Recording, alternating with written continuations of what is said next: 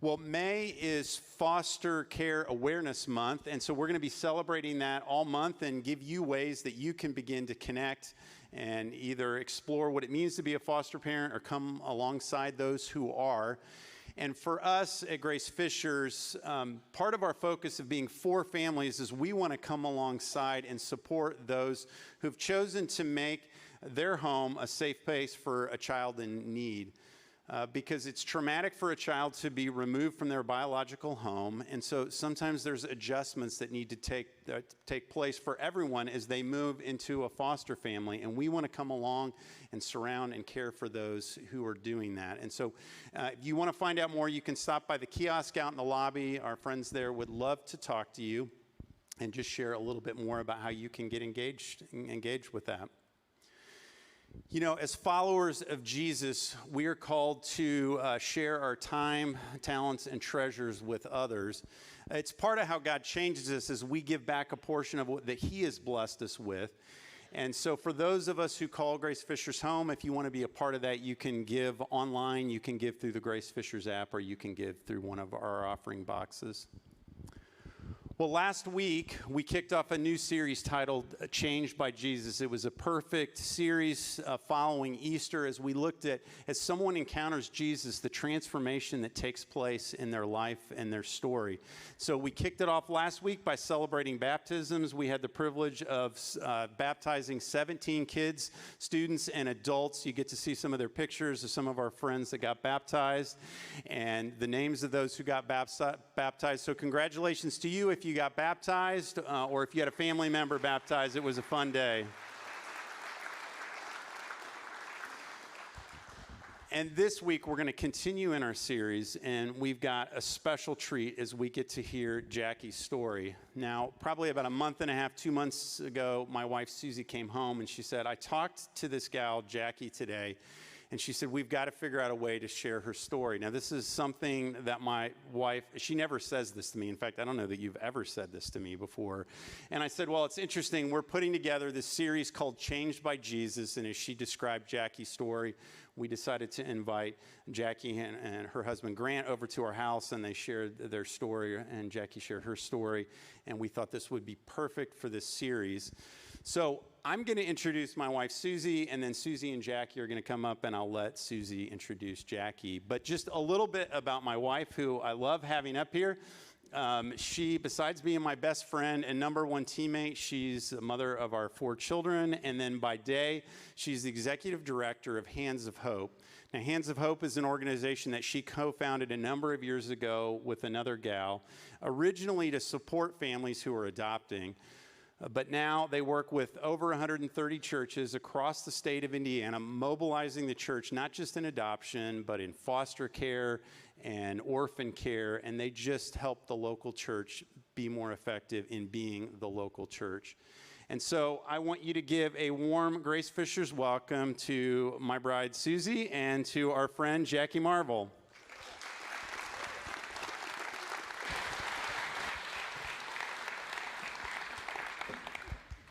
Thank you. Well, sometimes I read a verse in the Bible that I think if I could just do what that verse says, I'd be in great shape. I'd be doing what God wants from me. And I'm currently reading in the book of Deuteronomy, and I read a passage that tells us what God requires of us. And I'm going to read it to you, just kick us off here. It's in Deuteronomy 10, 12 to 13. I'm going to start with, and then I'll jump down to verses 17 to 18. And now, Israel, what does the Lord your God require of you? He requires only that you fear the Lord your God and live in a way that pleases him, and love him and serve him with all your heart and soul. And you must always obey the Lord's commands and decrees that I am giving you today for your own good. And verse 17 and 18 say, for the Lord your God is the God of gods and Lord of lords. He is the great God, the mighty and awesome God, who shows no partiality and cannot be bribed. He ensures that orphans and widows receive justice. He shows love to the foreigners living among you and gives them food and clothing. So this verse kind of talks about what God requires of us. He wants us to fear him, to live in a way that pleases him, to love, serve, and obey him. Simple to say, difficult to do, right?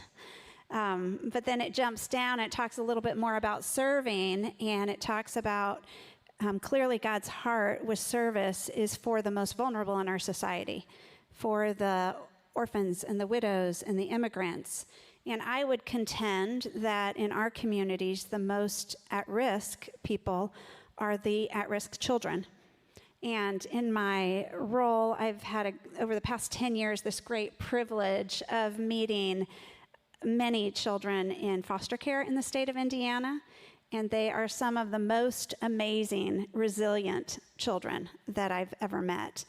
And recently, through a mutual connection, I got connected with Jacki, and she's become a dear friend already. And she graciously has agreed to share her story with us. And Jacki is just an ordinary person, but she has been changed by Jesus in some exceptional ways. So I'm excited that you'll get to meet her and hear her story. So thank you so much for being willing to come share. And to kick us off, let's just start at the beginning. So talk a bit about your childhood. Before we start, I just want to say thank you so much for having me. It's an honor and a privilege, especially in the month of May, to talk about foster care adoption and kind of just what that looks like. And I was impacted by it at a very young age, but I just want to express my gratitude today to be able to share. But I'll start from the beginning. I was born and raised in Corpus Christi, Texas. And I have an older brother who is 2.5 years older than me, and his name is Eric. And I have an older sister, Julia, who's about 8 years older than me. And foster care came really fast in our lives. It was kind of early on, we knew that our parents could not provide a stable home for all three of us. And abuse was just pretty rampant for all three of us in very different ways and different times. And my parents kind of had substance in their life very frequently. And so DCS kind of got involved at a very young age for us. And I kind of decided that maybe it would be the best option to maybe be placed with some relatives of ours so that maybe my parents could get back on their feet and kind of see what that would look like. And unfortunately, when we did transition, the abuse just kept happening more constant. It was almost normalized. And we kind of had this relationship with our caseworkers that they kind of let us have that space to tell them this is not also another safe environment. And so foster care was the only option for us at that time. So you'll see a couple photos up here of us during that time. In our very first foster home, you'll see Eric, Julia, and me, and you'll see my biological mom there in the middle as well when we had visitations, and those were kind of monitored. And it was a very hopeful time still. I got to see my mom at least. I've never met my dad. And we kind of just started this process and this journey. And we didn't get adopted in that first home, but we kept traveling through foster care. And the next home actually adopted my brother and I. And my sister she's a half-sister, so her dad took her and had full custody of her. So that's kind of when we split up. But this next home, it was the most amazing opportunity because it's where I met Jesus. This family knew the Lord very well, and I just remember sitting in my Sunday school class at the age of 6.5 and the gospel being shared to me. And I don't know how, it will always surprise me, but I knew that I needed this. I knew that I didn't have an earthly father, so I needed a heavenly father. And it felt like the Holy Spirit was so real in that moment for me. And so I was introduced, and I said yes. And right from there, I started being changed by Jesus. So you're 6.5, you've already gone through some really hard things. But at this point, you've been adopted, you met Jesus, and it seems like it's just going to be a happily ever after story. But then from there, your story took another turn. So tell us about what happened next.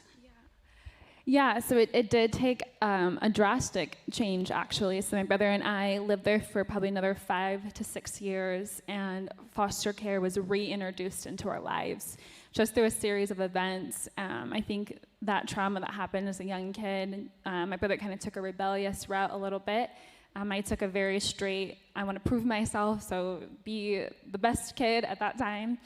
But we were kind of a package deal. So we were put back into foster care, and we were split. And that wrecked me for two different reasons. I would say one, being a daughter of the Most High, I could not grasp how I didn't have earthly parents anymore. So I was an orphan at that time.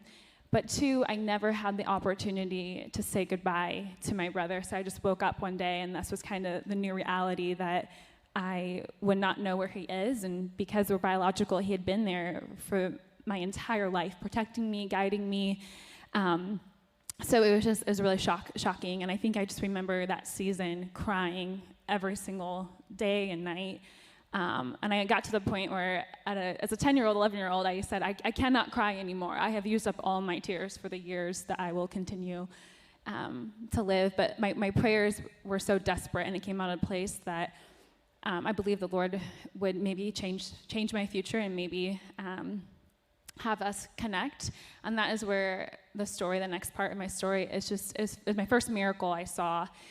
I kind of was that orphan, so I lived in a residential facility, and it would just be normal for your caseworker to come and check up on you and make sure the process is smooth, and is there an update with a foster parent yet?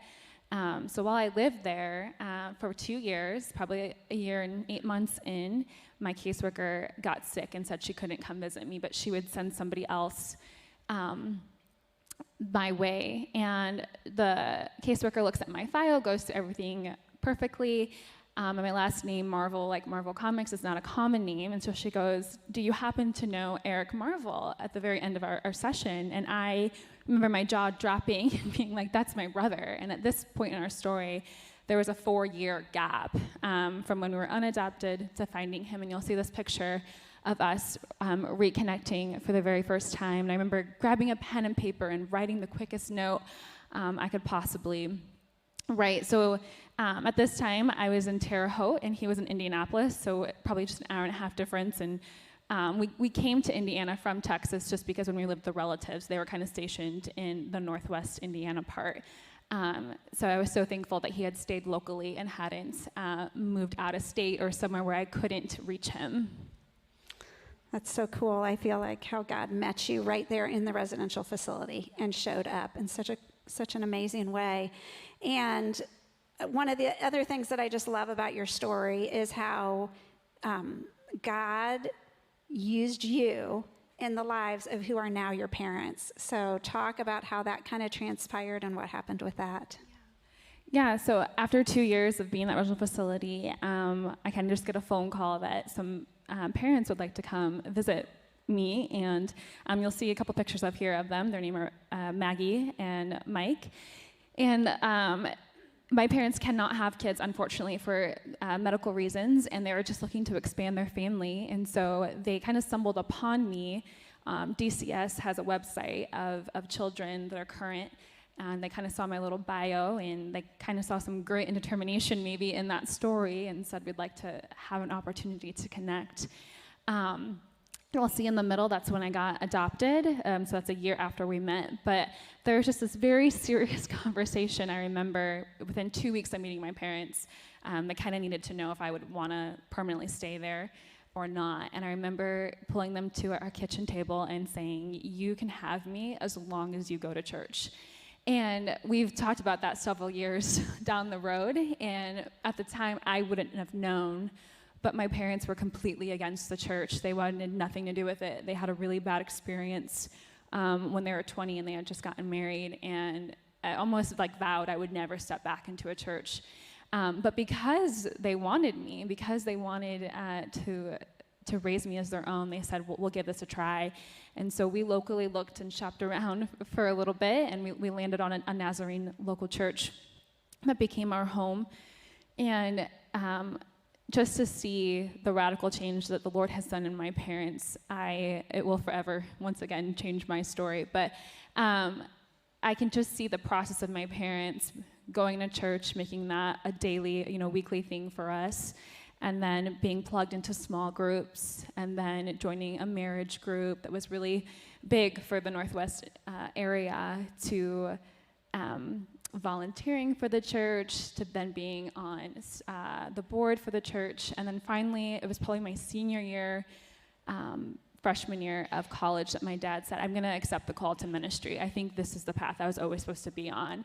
And so my father worked for the FBI for 20 years, and my mom has been a nurse for 20 years. And so he quit his job like in a moment, and he went to college and got his master's within 4.5 years, and he is now a full-time pastor, which continually surprises me, because it was the first time I walked into a home and felt like it was a mutual exchange. It was not just me, an orphan that needed parents, but my parents needed to be met by Jesus as well. And I just happened to be the vessel to connect them, which is just so huge as well. At this time in my life, I had been in 12 different foster homes by the time my parents had taken me. So we definitely wanted to make sure it was the right fit for us, and it had forever changed our lives. And my parents adopted a boy and a girl. They're biological, so they did not get split in the foster care system. And I have a younger brother, Derek, who is in the Marine Corps. He's doing awesome. And I have a younger sister, Chelsea, who is a stay-at-home mom. And so it's the 5 of us. And it's been a beautiful journey. High school was awesome, and then I kind of get to college. I attended Indiana Wesleyan University and got my degree in intercultural. Another IWU person, I see you. I got my degree in intercultural studies, which is essentially just how do you build community in diverse settings nationally and internationally. And I thought, wow, there's a lot of I've accomplished. I'm the first of my biological family to graduate high school, let alone, but I'm the first to go to college and further my education. And I kind of thought, wow, like this is also the end of my story. I have found my home, I'm loved, but yet there are so many parts that Jesus still wanted to show me. So next in my journey, my sophomore year of college, my biological parents found me the very first week. And I was super spontaneous. I'm an Enneagram 7. I don't know if anybody else is, but I said I want to meet them like now, and I want to jump on a plane and have those conversations. It was like 20 years came up of so many things that I wanted to process with them. And so there's 3 important things that came from this time together. One, there were so many parts of who I am that I just couldn't put the pieces together. I come from a very big, authentic Hispanic family, and my parents adopted me are German, so I got to kind of see the little parts that were passed on differently, and you'll kind of see our sass and our spice that we have. And it was the first time I ever met my biological father, and that was super important to me to be able to say I have connected, and I've kind of just asked those questions. And I would say the second part that impacted me was when I was jumping back on the plane to come back. You know, my parents didn't know if I would kind of separate from them, my adopted parents, and kind of live with my biological parents. They kind of had that fear, but it was the first time in my entire life that I sat there and thanked the Lord verbally for taking me through the foster care system. And I can honestly say, 15 years, 12 years in foster care system, I have never said that to the Lord. There's been a lot of grief, a lot of pain, a lot of hurt and confusion. But I was so thankful I had a relationship with him since 6 and up. But I saw that the generational strongholds that put us into foster care hadn't changed. They were still there 15, 20 years later. It was like I was meeting them again when I was 6. And so it burdened my heart, it broke my heart, but I was so thankful that I got to write a different story, that people had provided that for me and gave me the opportunity. And then the last thing that was super important was I got to spend a lot of time with my sister Julia, and I got to share the gospel with her. She was like, there's something different about you, and I don't know what you have, but I want it. And I just started sharing my faith with her. And she is married now, and she has 6 kids, and she has accepted the Lord since then. And so she gets to raise her family up knowing the Lord. And so she's another person in our biological family that says the generational strongholds end here with us. And so these are just really important moments that I had to connect and really kind of put the pieces together of how my story is unfolding and coming. I love that. I love how in the middle of really deep pain that you went through, how God showed up and even used you in some powerful ways. And I love just how at different moments God spoke to you as well through the Bible and through verses. And can you talk a little bit about some of the verses that have been impactful to you? Yeah, so I would say the very first verse that ever changed my life was Jeremiah 29:11. It was before it was on coffee mugs and t-shirts and very popular. But it is for I know the plans I have for you, declares the Lord, plans to prosper you and not to harm you, plans to give you hope and a future. And the reason that was so important was that my aunt had given me a rock that was ingrained with a cross in Jeremiah 29:11 on the back of it when I was in the residential facility and an orphan. And I remember clinging to that verse like it was my life, that it was the one, if any promise I could pick out of the Bible, it was that I might not know my future. It might be ever changing. I'm only 10 and 11. I've been through a lot, and I don't know what the future has. But I know that you are good, and I know that I have hope in you, and that my future is has not diminished by any means. And so as the first promise that I fully lived out and got to share with the other girls that might have been orphans around me too, and I hope that passed it on to them as well. But then kind of just maturing through my faith, I would say the next verse that really hit home for me in college was Acts 20:24, which says, "However, I consider my life worth nothing to me. My only aim is to finish the race and complete the task the Lord Jesus has given me, the task of testifying to the good news of God's grace." And I think it was in college I decided I want to be a missionary. I really want to share my faith in the good news, not just right here, which is so important, but internationally as well. And even right now, after the pandemic, it's been amazing to see how much we have right here, our neighbors, our backyard that we can witness to. And so I felt like it was just my time to maybe say, I'm sacrificing my life. Lord, you have given me so much. You have truly blessed me through so many hills and so many valleys. I want to do that in return. And then I would say, fast forward to my present life, Psalms 32:18 comes to mind, and it's the Lord is close to the brokenhearted and saves those who are crushed in spirit. And I'm just a firm believer that the Lord loves restoring our brokenness in the middle of it and even afterwards. And this comes really home to me because during the pandemic, March of 2020, I actually lost my brother Eric to an overdose, and that took his life. And it was really, really hard and really, really painful because when we split in the foster care system, I kept going through foster homes, home after home. And my brother, maybe having that more rebellious spirit, he ended up in juvie. And so from the age of 13, he aged out. And so he hasn't had parents to be able to raise him, to be able to tell him what ways to go and kind of guide him along. And so because he didn't have parents, I was the next person in line to maybe kind of take care of that journey of what that would look like for us after he passed away. And so this is another reason why Hands of Hope is so important right now during our time, because the urgency is now, because that might be an opportunity to maybe have somebody have a different story than maybe my brother. It does take a community, an army, we're talking about that, an army to raise children, and especially children that have been put in the system and have maybe that extra trauma in their life.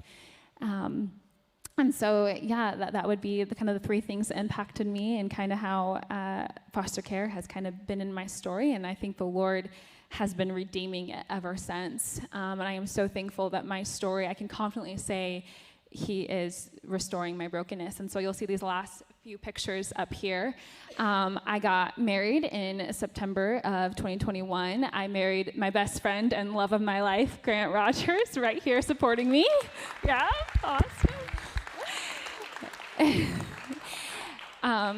But you'll see my parents up there as well. And now that my dad is an ordained minister, he married us.